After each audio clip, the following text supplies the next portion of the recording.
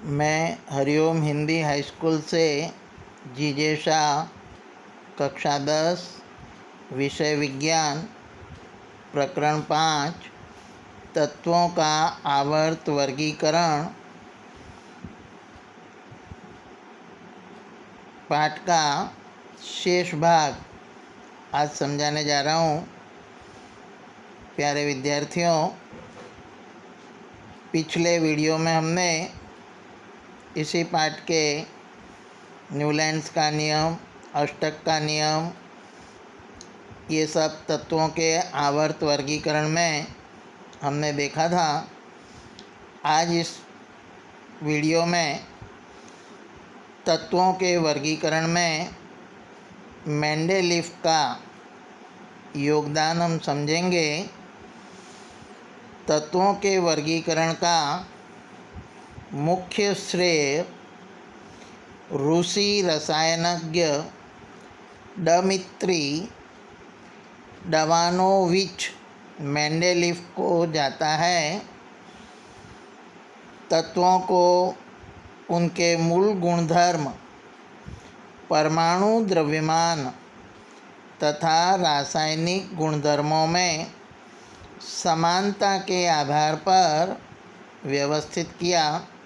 कहने का मतलब, इस आवर्त सारणी को बनाने में, यानी कि तत्वों के वर्गीकरण में, उन्होंने परमाणु द्रव्यमान और रासायनिक गुणधर्मों में समानता का आधार लेकर तत्वों को सारणी में व्यवस्थित क्रम में जमाया।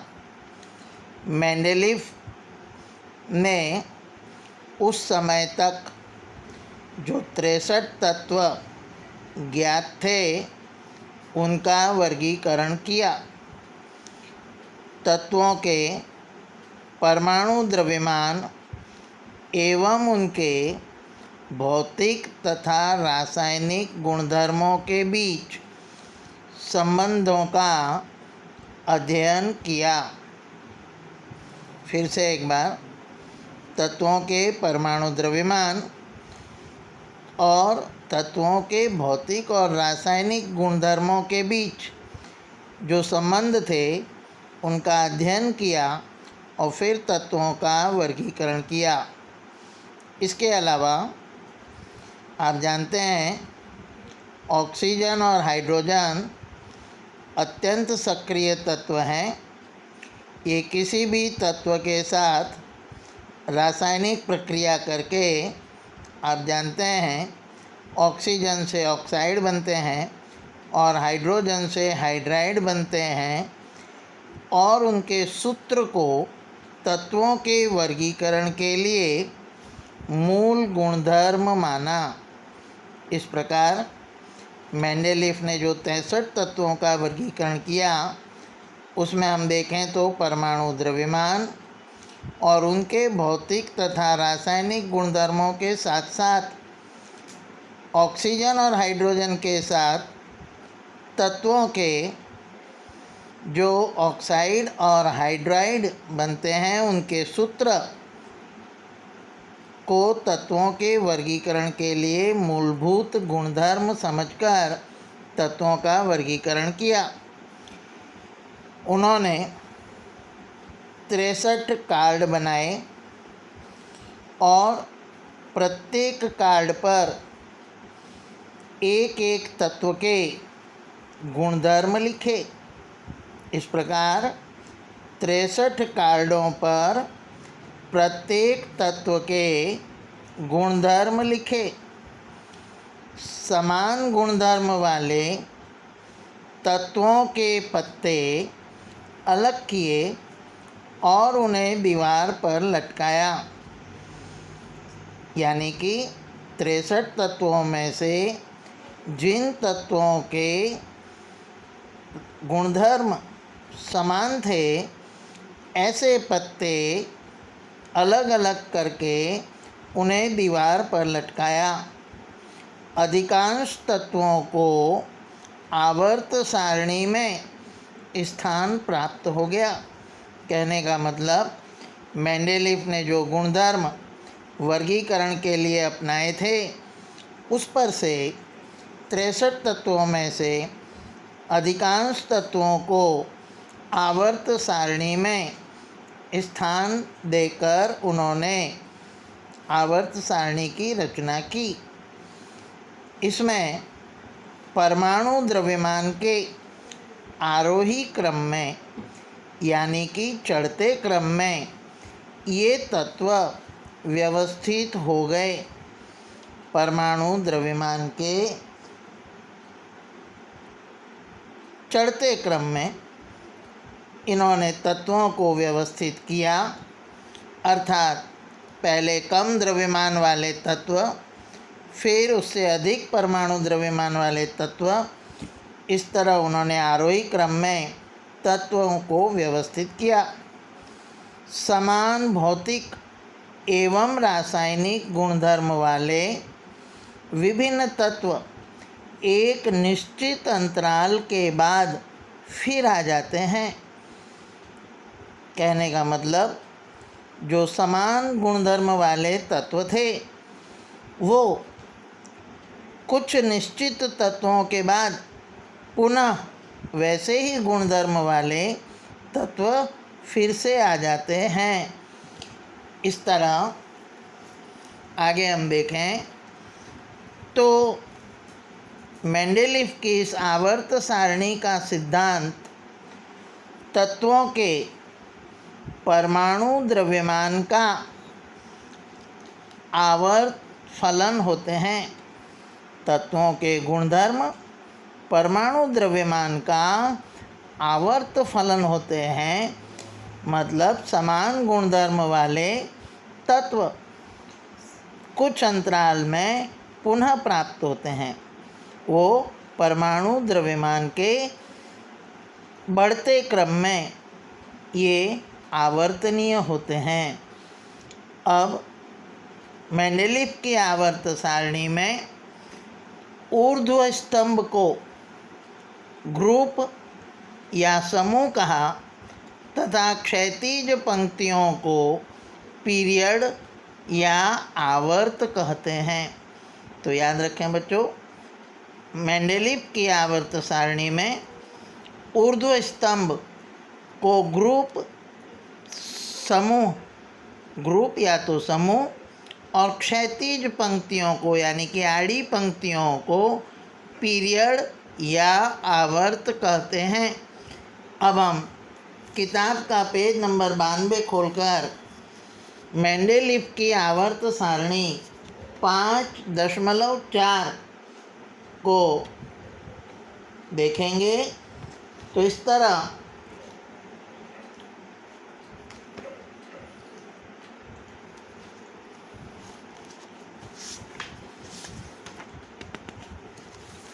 आप किताब में देखेंगे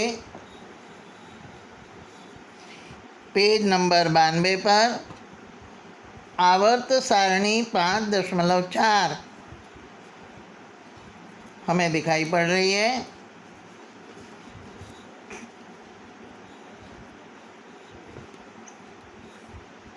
तो ये मेंडेलीव की आवर्त सारणी है। इस आवर्त सारणी में आप देख रहे हैं कि ये जो क्षैतिज पंक्तियाँ हैं इन्हें हम आवर्त कहते हैं, जबकि जो ये खड़े स्तंभ हैं रोमन लेटर में 1, 2, 3, 4, 5, 6, 7, 8 लिखा है, वे समूह कहलाते हैं। इस तरह आप देख रहे हैं कि खड़े स्तंभ में समूह हैं और आड़ी पंक्तियों में आवर्त हैं 1, 2, 3, 4।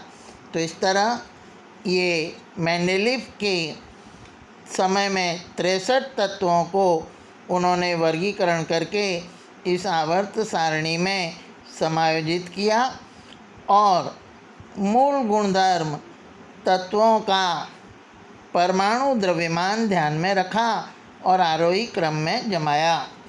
अब आगे देखें तो मेंडेलीव की आवर्त सारणी की कुछ उपलब्धियां देखें तो उसके अंदर सबसे पहले मेंडेलीव की आवर्त सारणी की विसंगतता देखें तो मेंडेलीव को सारणी में अधिक द्रव्यमान वाले तत्वों को कभी कभी कम द्रव्यमान वाले तत्व से पहले रखना पड़ा, जैसे कि कोबाल्ट और निकल। और दूसरा उदाहरण है टेल्यूरियम एवं आयोडीन। आवर्त सारणी में कुछ रिक्त स्थान भी रखने पड़े और उस रिक्त स्थानों के लिए मेंडेलीव ने दृढ़ता से रिक्त स्थान में रहे तत्वों की भविष्यवाणी की और आगे चलकर मेंडेलीव द्वारा जो नाम दिए गए थे रिक्त स्थानों में, वहाँ पर स्कैंडियम, गैलियम और जर्मेनियम तत्वों की खोज हुई। मेंडेलीव ने उन्हें एक्वा शब्द से aqua boron, aqua aluminium, aqua silicon जैसे नाम दिए थे और खोजे गए तत्व स्कैंडियम, गैलियम और जर्मेनियम के नाम से आज जाने जाते हैं। तो ये जो विसंगतता है वो हमने देखी। ये विसंगतता हम सारणी 5.5 पेज नंबर 93 पर ये स्कैंडियम, गैलियम और जर्मेनियम के गुणधर्म भी देखेंगे। और मेंडेलीव की आवर्त सारणी में आप देख रहे हैं कि यहाँ पर कोबाल्ट और निकल, कोबाल्ट का परमाणु द्रव्यमान 98.93 है, जबकि निकल का परमाणु द्रव्यमान 58.71 है। परंतु आप देखेंगे तो उनके आवर्त नियम के अनुसार निकल का स्थान कोबाल्ट से पहले होना चाहिए, उसके स्थान पर कोबाल्ट को पहले रखा गया और निकल को बाद में रखा गया। इसी तरह दूसरा उदाहरण मैंने बताया टेलेरियम और आयोडीन। टेलेरियम का परमाणु द्रव्यमान 127.7 है, जबकि आयोडीन का परमाणु द्रव्यमान 126.90 है। तो आप देख रहे हैं कि 127.60 परमाणु द्रव्यमान वाले टेलेरियम को नियम के विरुद्ध पहले रखा गया और आयोडीन का परमाणु द्रव्यमान टेलेरियम से कम होने के बावजूद भी उसे टेलेरियम के बाद में रखा गया। तो ये मेंडेलीव की आवर्त सारणी की विसंगतता थी। अब इसके कुछ लाभ देखें। हाँ, इसके पहले सारणी 5.5 जैसे कि आप किताब के पेज नंबर 93 में देखेंगे तो यहाँ पर गुणधर्म है परमाणु द्रव्यमान, ऑक्साइड का सूत्र और क्लोराइड का सूत्र। एका एल्यूमिनियम का परमाणु द्रव्यमान 68 है और उसका ऑक्साइड का सूत्र E2O3 और क्लोराइड का अणुसूत्र ECl3 रखा गया। गैलियम का 69.7 और उसका ऑक्साइड का सूत्र Ga2O3 और क्लोराइड का अणुसूत्र GaCl3 रखा। तो इस तरह आपने देखा कि एका एल्यूमिनियम और गैलियम के गुणधर्म। इसके बाद आगे देखें तो मेंडेलीव की आवर्त सारणी के कुछ लाभों की चर्चा करें तो कुछ तत्वों के परमाणु द्रव्यमान की जांच हो सकी, फिर से जांच हुई। तत्वों के संशोधन कार्य को उत्तेजना मिली, कारण कि मेंडेलीव ने अपनी आवर्त सारणी में कुछ स्थान रिक्त रखे थे। रिक्त रखने के कारण उस स्थानों पर कोई तत्व अवश्य रहे हुए हैं, ऐसा मेंडेलीव ने दृढ़ता से कहा था, और इसलिए तत्वों के संशोधन कार्य को उत्तेजना मिली।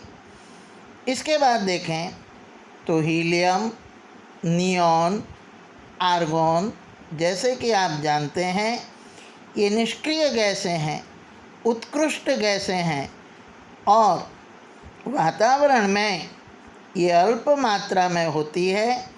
इसके कारण इनकी खोज देर से हुई।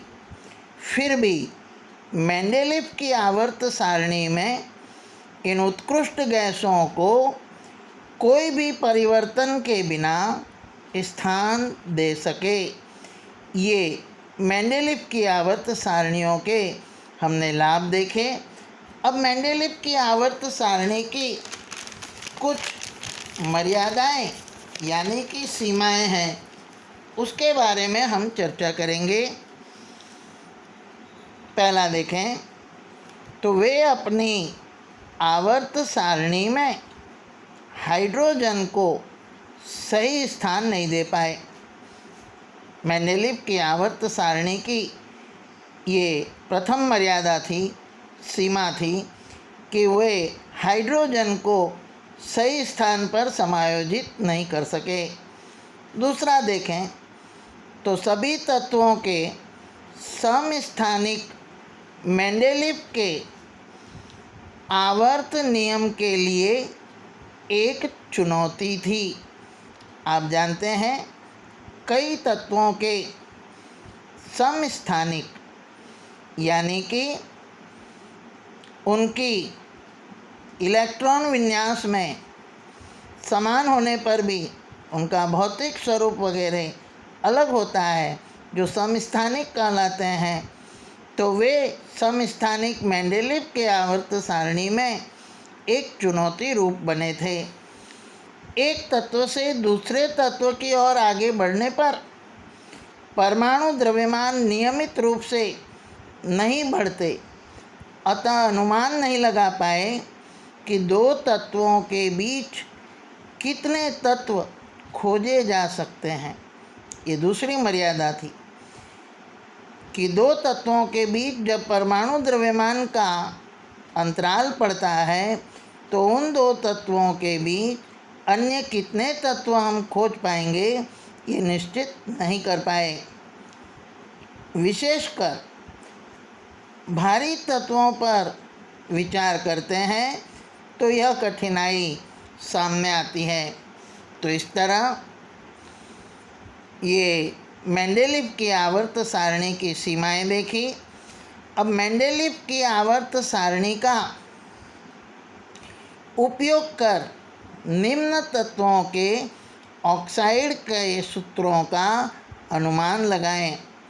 तो मेंडेलीव की आवर्त सारणी के कुछ तत्वों के नाम दिए हैं विद्यार्थी मित्रों, जैसे तत्व के, यानी आप जानते हैं कि के अर्थात पोटेशियम, जिसकी संयोजकता 1 है। ऑक्साइड के उसका सूत्र होगा K2O। इसी तरह कार्बन तत्व जिसका प्रतीक है C, उसकी संयोजकता 4 है, उसका ऑक्साइड का सूत्र CO2 है। इसी तरह तीसरा तत्व देखें Al यानी कि एल्यूमिनियम, जिसकी संयोजकता 3 है, उसके ऑक्साइड का सूत्र Al2O3 होगा। इसी तरह Si यानी सिलिकॉन की संयोजकता 4 है और उसे SiO4 से दर्शा सकते हैं। इसी तरह बेरियम की संयोजकता 2 है और उस पर से उसके ऑक्साइड का सूत्र BaO बेरियम ऑक्साइड होगा। इसके अलावा अब कुछ प्रश्नों की चर्चा करें मेंडेलीव की आवर्त सारणी से संबंधित। तो पहला प्रश्न है कि गैलियम के अतिरिक्त अब तक कौन कौन से तत्वों का पता चला है जिसके लिए मेंडेलीव ने अपनी आवर्त सारणी में खाली स्थान छोड़ा था। ऐसे 2 तत्वों के उदाहरण दीजिए। तो अभी हमने जब मेंडेलीव की आवर्त सारणी की चर्चा की तो हमने देखा था कि मेंडेलीव की आवर्त सारणी में गैलियम के अलावा जर्मेनियम और स्कैंडियम तत्व भी खाली स्थान पर समायोजित किए गए। अब आगे का प्रश्न देखें। तो मेंडेलीव ने अपनी आवर्त सारणी तैयार करने के लिए कौन सा मापदंड अपनाया, यानी कौन से गुणधर्म के आधार पर उन्होंने आवर्त सारणी तैयार की। तो हमने चर्चा में पढ़ा था, समझा है कि तत्वों के गुणधर्म उनके परमाणु द्रव्यमान के आवर्त फलन है। समान गुणधर्म वाले तत्वों को एक समूह में रखा, ये दूसरा गुणधर्म था। और तत्व द्वारा जो ऑक्सीजन के साथ ऑक्साइड और हाइड्रोजन के साथ हाइड्राइड बनते हैं, उनके सूत्र का उपयोग किया। इस तरह मेंडेलीव ने अपनी आवर्त सारणी तैयार करने में ये 3 मापदंड, परमाणु द्रव्यमान, दूसरा समान गुणधर्म वाले तत्व का समूह और तीसरा मापदंड ऑक्साइड और हाइड्राइड के सूत्रों का उपयोग किया। अगला प्रश्न देखें। तो उत्कृष्ट यानी निष्क्रिय गैसों को अलग समूह में क्यों रखा। तो हमने चर्चा की थी कि वातावरण में आर्गोन, नियॉन, क्रिप्टॉन जैसी निष्क्रिय गैसें यानी कि उत्कृष्ट गैसें अल्प मात्रा में होती हैं और ये रासायनिक रूप से किसी तत्व के साथ अभिक्रिया नहीं करती है, यानी कि निष्क्रिय है। इसके कारण उन्हें अलग समूह में रखा गया। आगे देखें। तो आधुनिक आवर्त सारणी अब शुरू होने जा रही है। मेंडेलीव की आवर्त सारणी में जो कमियां थी उन्हें दूर करने के लिए अंत में प्रवर्तमान में अभी जो आवर्त सारणी जो प्रचलित है वह आधुनिक आवर्त सारणी है। आइए तो अब हम उसके बारे में देखें। तो 1913 में हेनरी मोसेले ने ये दर्शाया कि तत्व के परमाणु द्रव्यमान की तुलना में परमाणु संख्या Z अधिक आधारभूत गुणधर्म है। हेनरी मोसेले ने अध्ययन करके ये सिद्ध किया कि मेंडेलीव ने जो परमाणु द्रव्यमान को मापदंड माना था तत्वों के वर्गीकरण में, उसकी अपेक्षा परमाणु संख्या Z ये अधिक आधारभूत गुणधर्म है। तो आइए देखें परमाणु संख्या Z यानी क्या। आधुनिक आवर्त नियम उस पर से बना है, पहले वो समझे। तो तत्वों के गुणधर्म उनकी परमाणु संख्या का आवर्त फलन है। परमाणु संख्या Z यानी क्या। तो कि परमाणु के केंद्र में रहे प्रोटॉन की संख्या।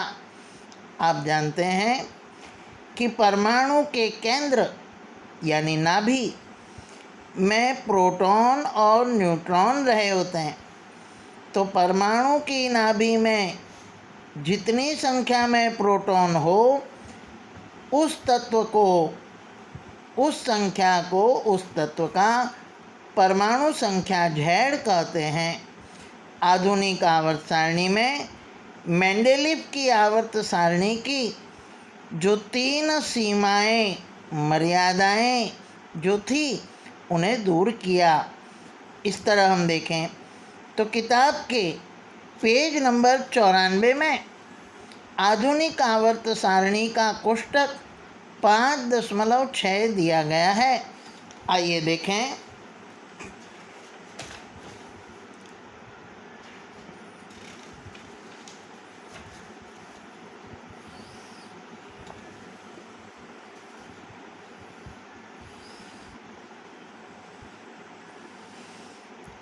ये पेज नंबर 94 पर आधुनिक आवर्त सारणी को रखा गया है। उस आधुनिक आवर्त सारणी में आप देखेंगे जो ग्रीन कलर के संकेत हैं वो धातु के हैं, पिंक कलर के जो हैं वो अधातु के हैं, और जो येलो कलर के संकेत हैं वो अधातु के हैं। इस तरह जो टेढ़ी मेढ़ी रेखा आप देख रहे हैं, ये टेढ़ी मेढ़ी रेखा धातु और अधातुओं को, यानी इस तरफ धातु और इस तरफ अधातुओं को आवर्त सारणी में अलग से दिखाती है। अब आप देखेंगे कि आधुनिक आवर्त सारणी के अंदर खड़े स्तंभों को समूह कहा गया है। इस तरह आप देखेंगे कि आधुनिक आवर्त सारणी में 1 से लेकर 18 समूह बनाए गए हैं। 1, 2, 3, 4, 5, 6, 7, 8, इस तरह आप देखेंगे कि 18 समूह हैं। और क्षैतिज पंक्तियों को आप देखेंगे तो ये प्रथम आवर्त, ये दूसरा आवर्त, ये तीसरा आवर्त, इस तरह 7 आवर्त का निर्माण आधुनिक आवर्त सारणी में किया गया है। तो आइए अब ज़रा समझने का प्रयत्न करें।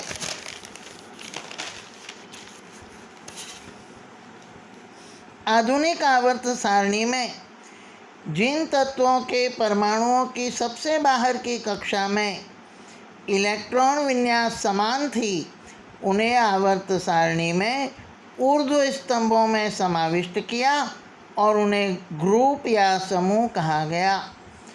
ऊर्ध्व स्तंभ को समूह और क्षैतिज पंक्ति को आवर्त, जैसा कि अभी मैंने बताया था। इस तरह कुल इस आधुनिक आवर्त सारणी में 7 आवर्त और 18 समूह है। आवर्त तत्वों का इलेक्ट्रॉनीय विन्यास देखें तो उसका सूत्र है 2n2। प्रथम ये आवर्त क्रम है और उसमें बाहरी कक्षा का क्रम n, उसमें पूर्ण होने वाली कक्षा KLMNOP। जैसे जैसे आवर्त बढ़ता है वैसे वैसे पूर्ण होने वाली कक्षा के नाम भी बदलते गए हैं। और तत्व के इलेक्ट्रॉन की संख्या देखें तो प्रथम आवर्त में 2, दूसरे आवर्त में 8, तीसरे आवर्त में 8, चौथे में 18, पाँचवें में 18, फिर छठे में 32। इस तरह ये आवर्त में इलेक्ट्रॉन विन्यास देखा। अब आगे देखें तो परमाणु संख्या, तत्व की संज्ञा, तत्व का नाम और इलेक्ट्रॉनीय संरचना कुछ तत्वों की बताई है। परमाणु संख्या 1 है तो वह तत्व हाइड्रोजन, यानी उसका संकेत है H, और उसकी प्रथम कक्षा में 1 इलेक्ट्रॉन होगा। 3 लिथियम, Li संकेत है, प्रथम कक्षा में 2 और दूसरी कक्षा में 1। इस तरह 11 जो सोडियम की परमाणु संख्या है उसमें प्रथम कक्षा में 2, दूसरी कक्षा में 8 और बाहरी कक्षा में 1। तो आप देखेंगे सब तत्वों के बाहर की कक्षा में एक एक इलेक्ट्रॉन रहा हुआ है। इस तरह ये आधुनिक आवर्त सारणी के बारे में हमने उसकी रूपरेखा को समझा, उसका चार्ट देखा। अब इन प्रश्नों को आप तैयार करें, इसके नोट्स बनाएं, कॉपी में लिखें और तैयारी करें। इसके साथ हमारा यहाँ पर 5वां प्रकरण तत्वों का आवर्त वर्गीकरण समाप्त करता हूँ।